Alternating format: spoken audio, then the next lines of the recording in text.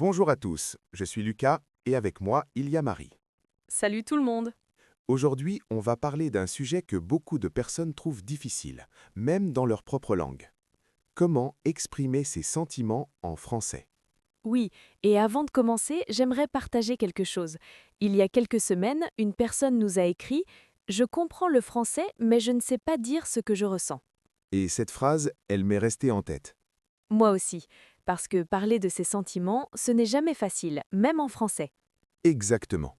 Mais aujourd'hui, on va vous montrer que c'est beaucoup plus simple qu'on ne le pense. Parce qu'en réalité, pour parler de ses sentiments en français, on n'a pas besoin de phrases compliquées. Non, on a juste besoin de quelques mots essentiels. Et ces mots, on va les découvrir ensemble aujourd'hui.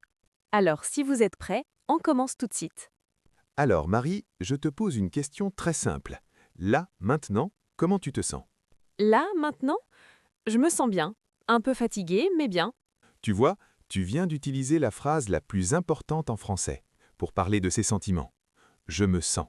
Oui, je me sens bien, je me sens fatiguée. C'est simple. Et c'est exactement ça le secret. En français, pour parler de ses sentiments, on utilise presque toujours se sentir, pas être. C'est vrai, on dit je me sens triste, pas je suis triste. Exactement. Pourquoi? Parce que je me sens triste montre que c'est un sentiment temporaire. Ça peut changer. Alors que je suis triste semble plus définitif, plus permanent. Voilà. Et cette nuance est très importante en français. Maintenant, parlons des mots essentiels, les sentiments qu'on utilise tous les jours. Oui, par exemple, content, heureux, triste, stressé, calme, fatigué, inquiet. Ces mots, ce sont les bases. Avec eux, on peut déjà exprimer beaucoup de choses. Par exemple, aujourd'hui, je me sens content ou en ce moment, je me sens stressé. Et ces phrases, elles sont parfaites, simples mais vraies. Et toi, Marie, comment tu te sens aujourd'hui? Aujourd'hui, je me sens plutôt calme. Pas extrêmement heureuse, mais calme. Tu as dit plutôt calme. Ce mot plutôt, il est très important. Oui, parce qu'en français, on aime nuancer nos sentiments. On n'est pas toujours à 100% heureux ou à 100% triste. Exactement. Alors on dit un peu, plutôt, assez, très, pas trop. Par exemple, je me sens un peu fatiguée ou je me sens assez bien aujourd'hui. Ces petits mots rendent le français plus naturel, plus humain. Parce qu'en réalité, nos sentiments sont rarement absolus. Maintenant, pendant que vous écoutez, posez-vous cette question. Comment je me sens là, maintenant? Essayez de le dire simplement. Je me sens, même si c'est juste un mot. C'est déjà du français vivant. Alors, Marie, parlons de quelque chose d'important. Les mots pour nuancer nos sentiments. Oui, parce qu'on ne se sent jamais exactement pareil. Il y a toujours des degrés. Exactement. En français, on utilise beaucoup de petits mots pour exprimer l'intensité. Par exemple, un peu, plutôt, assez, très, vraiment, pas trop. Ces mots sont essentiels. Ils permettent d'être précis sans exagérer. Par exemple, je peux dire je me sens très contente ou je me sens pas trop bien aujourd'hui. Oui, pas trop bien, c'est une expression très française. Très oral, on l'utilise tout le temps. Alors, Marie, quand tu n'es pas bien, comment tu le dis? Souvent, je dis je ne me sens pas très bien ou je me sens un peu mal. Parfait. Ces phrases sont simples mais très expressives. Et ce qui est important, c'est qu'on peut combiner plusieurs sentiments. Ah oui, très important. On peut dire je me sens fatigué mais content ou je me sens stressé mais motivé. Exactement, parce que les sentiments sont rarement simples. On ressent souvent plusieurs choses à la fois. Et en français, c'est tout à fait naturel de le dire comme ça. Maintenant, parlons de quelque chose de très pratique, exprimer ses sentiments dans une situation précise. Oui, parce que nos sentiments dépendent souvent du contexte. Exactement. On peut dire quand je travaille, je me sens concentré ou avec mes amis, je me sens détendu. Ces phrases sont très utiles parce qu'elles lient un sentiment à une situation. Et on utilise souvent quand, avec, dans cette situation, à ce moment-là.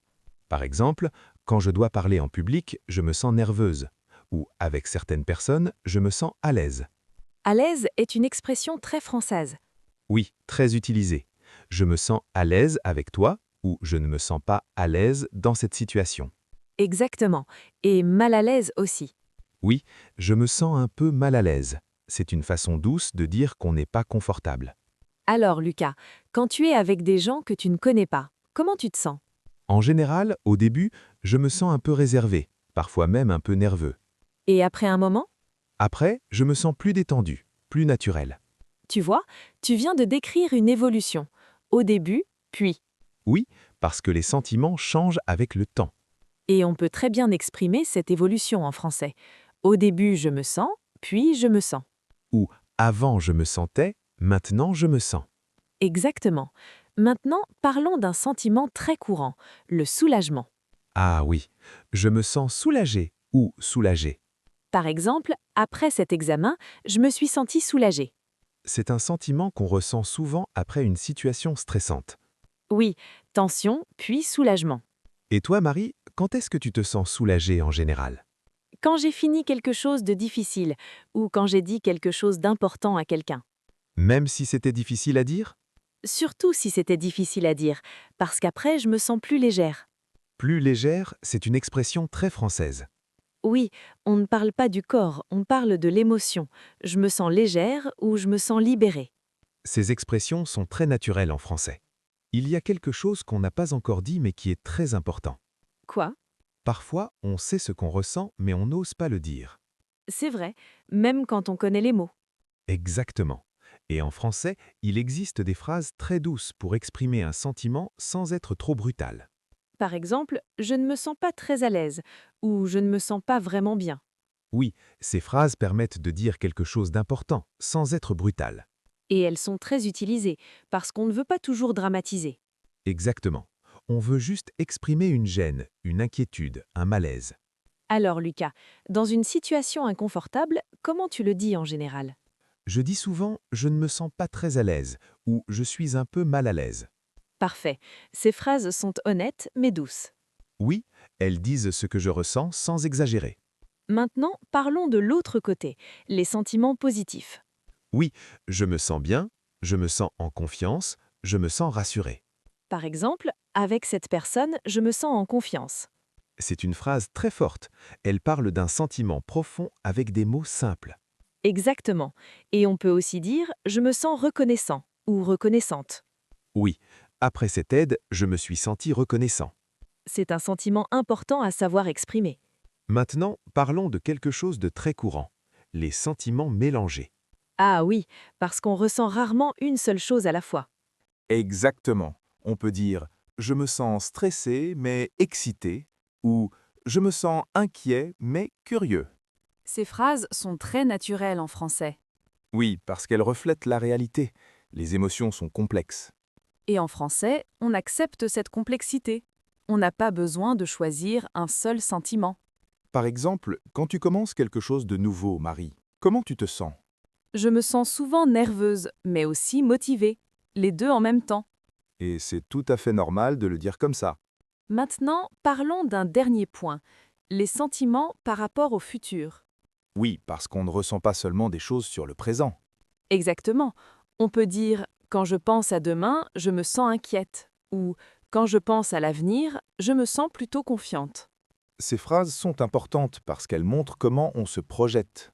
Et encore une fois, on utilise je me sens toujours.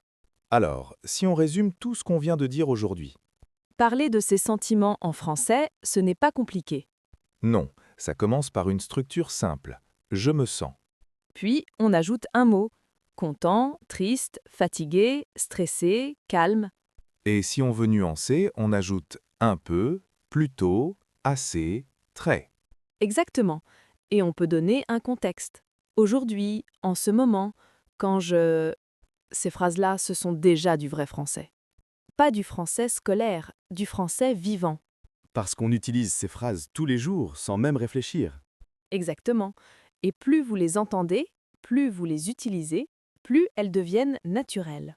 Maintenant, j'aimerais vous proposer quelque chose de très simple. Si vous écoutez ce podcast, essayez de dire une phrase sur vous. Une seule phrase. En ce moment, je me sens, ou aujourd'hui, je me sens un peu. Et si vous voulez, écrivez cette phrase en commentaire. Ça n'a pas besoin d'être parfait, ça n'a pas besoin d'être long. Juste une phrase honnête, parce que c'est comme ça qu'on apprend. En pratiquant, en essayant, même si ce n'est pas parfait. Et quand vous lisez les commentaires des autres, vous allez voir que vous n'êtes pas seul. On ressent tous les mêmes choses et on apprend ensemble. Si ce podcast vous aide à comprendre le français ou à parler avec plus de confiance, vous pouvez nous soutenir très simplement. Oui, en laissant un like, en commentant et en vous abonnant à la chaîne. Parce que chaque soutien nous aide à continuer à créer du contenu pour vous. Sur cette chaîne, on apprend le français doucement, avec des mots simples, des conversations naturelles. Et surtout, sans pression, parce qu'apprendre une langue, ce n'est pas se forcer. C'est s'habituer à écouter, à ressentir, à parler. Alors si vous voulez continuer ce chemin avec nous, nous serons très heureux de vous retrouver ici. Avec vos mots, avec vos sentiments, avec votre français. Et ça, c'est déjà une très belle façon de vivre la langue. Merci d'avoir écouté jusqu'au bout. On se retrouve très bientôt pour un nouveau podcast. À bientôt. Prenez soin de vous.